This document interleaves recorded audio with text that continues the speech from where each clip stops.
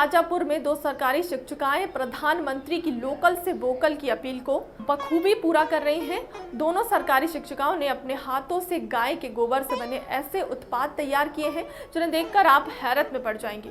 दोनों शिक्षकों का दावा है कि उत्तर प्रदेश में लौटे प्रवासी मजदूर अगर गो उत्पाद तैयार करें तो उन्हें रोजी रोटी के लिए कहीं बाहर नहीं जाना पड़ेगा।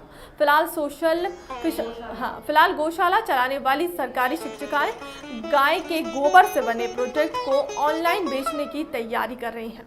अपनी गौशाला में गाय के गोबर से बेहतरीन डिजाइन के उत्पाद तैयार कर रही यह दोनों सरकारी शिक्षिका हैं।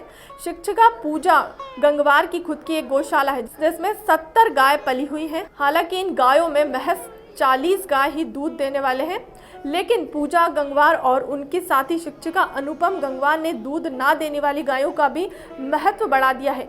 दोनों शिक्षिकाएं अपने परिवार के साथ गाय के गोबर से बने ऐसे प्रोडक्ट तैयार करती हैं जो आपके घर की शोभा बढ़ा सकते हैं। पूजा गंगवार का मानना है कि हिंदू धर्म में गाय का पवित्र महत्व है। यह भी माना जाता है कि गाय के गोबर से बने उत्पाद मोबाइल के रेडिएशन को भी कम कर सकते हैं। दोनों शिक्षकों ने मिलकर गाय के गोबर से ऐसे उत्पाद तैयार किए हैं कि खरीदारी की मांग अभी से बढ़ने लगी है। लॉकडाउन में इन दोनों शिक्षिकाओं और इनके परिवार ने इसका बेहतरीन इस्तेमाल किया है। इन शिक्षकों का मानना है कि गाय एक बहुत उपयोगी पशु है जिसका सिर्फ दूध ही नहीं बल्कि उसका गोबर भी बेहद उपयोगी है। इन दोनों शिक्षकों ने सखी नाम से एक NGO बनाया है जिसके जरिए वहां अभी अन्य महिलाओं को भी गाय का प्रोडक्ट बनाने के लिए उन्हें रोजगार देने की योजना बना रही हैं।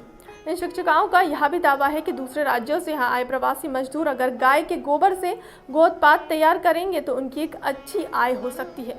साथ ही उन्हें रोजगार के लिए बाहर भी नहीं जाना पड़ेगा। क्या करती हैं और किस तरीके की कोशिश कर रही है कि इस प्रोडक्ट को आगे ले जाया जाए? जी, मेरा नाम अनुपम गंगवार है और मैं पेशे से सरकारी शिक्षिका हूँ। मैंने गाय के गोबर से काफ़ी चीज़ें बनाई हुई हैं और इनको आगे चल के, अभी तो लॉकडाउन चल रहा है, जैसे ही लॉकडाउन ख़त्म होता है वैसे ही मैं इनको ऑनलाइन सेल करने की कोशिश करूँगी। पूरी तैयारी में हूँ, अमेज़ॉन और फ्लिपकार्ट। किस तरीके से परिवार में प्रो लगा रखा है? अभी तो फ़िलहाल हमारी फैमिली ही इसमें लगी हुई है। आगे चल के काफ़ी महिलाओं को इससे रोज़गार मिलेगा और किसानों की स्थिति भी। पूजा गंगवार ने गो उत्पाद तैयार करने की शुरुआत अकेले ही की थी, लेकिन अब उनके साथ ही शिक्षिका अनुपम गंगवार और पढ़ाई कर रही रश्मि ने भी गो उत्पाद तैयार करने के लिए उनके साथ जुड़ गई हैं।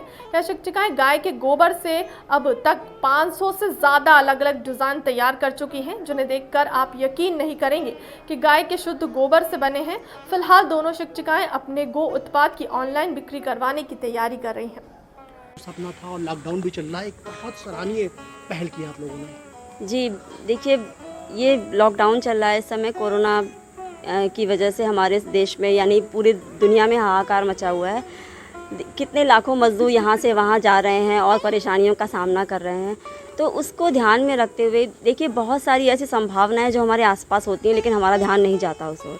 प्रधानमंत्री जी ने कहा है लोकल से वोकल, तो इस बात को ध्यान में रखते हुए हम लोगों ने एक FPO का गठन किया है जिसके तहत हम लोग गाय के गोबर से कुछ वस्तुएं बनाने का हमारा प्रयास है और उस प्रयास को धीरे धीरे अब हम एक बड़ा आकार लेने जा रहा है वो, और हम उसको बहुत ऑनलाइन प्लेटफॉर्म पर भी लाने वाले हैं जिसमें बहुत सारी ऐसी चीज़ें हैं। देखिए, हमारे संस्कृति में कहा गया कि गौ में वसते लक्ष्मी, गाय के गोबर में लक्ष्मी का वास है। गाय का गोबर जो है मतलब उसमें लक्ष्मी का वास है, उसको बहुत पवित्र माना गया है। हमारे घरों में भी जब कोई ऐसा उत्सव होता है तो गाय के लिए पहली रोटी निकाली जाती है और गाय के गोबर से संस्कार वगैरह का कार्य प्रारंभ किया जाता है। तो हमारे जो संगठन है इसके समूह से हम लोग बहुत सारी चीज़ें बनाते हैं, जैसे कि गाय के गोबर से धूप बत्ती। ये धूप बत्ती से हमने शुरुआत की थी। उसके बाद अब हम गाय के गोबर से बहुत सारी कलात्मक वस्तुएं बना रहे हैं। देखिए, आप मेरे हाथों में देख सकते हैं, ये एक गाय के गोबर से बना हुआ बहुत शोपीस है, इसके वेलकम लिखा है। इसको आपने घर के दरवाजे पर लगा सकते हैं। इसी प्रकार की बहुत सारी चीज़ें हम लोग बनाने का प्रयास कर रहे हैं, हमारी बहनें हैं, जिससे हम गाय के इसको हम बाज़ार में उतार के और इससे धन भी अर्जित कर सकते हैं। महिलाएं हैं वो इस काम से जुड़कर आत्मनिर्भर बन सकती हैं, उनको कहीं बाहर जाने की आवश्यकता नहीं है।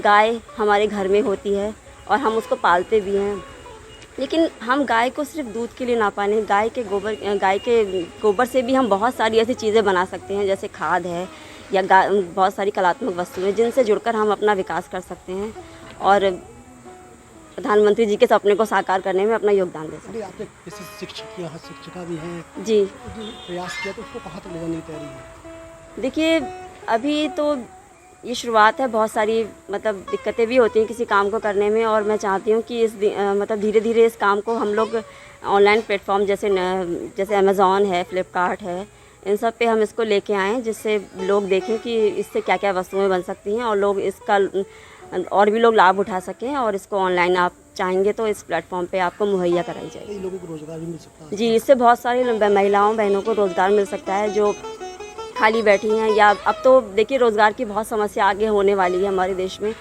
जो मज़दूरों का पलायन हुआ है, बहनें या महिलाएं वगैरह यहाँ से वहाँ आई हैं, तो उनको इससे भी इस तरीके से और लोग भी इस तरीके का संगठन बना के या गौ पालन करके इन वस्तुओं को बनाकर अपना रोज़गार में अपना सहयोग कर सकते हैं। प्रधानमंत्री का भी यह कहना है कि अगर लोग लोकल से वोकल की तरफ जाएं तो देश की अर्थव्यवस्था में एक अलग सुधार नजर आएगा।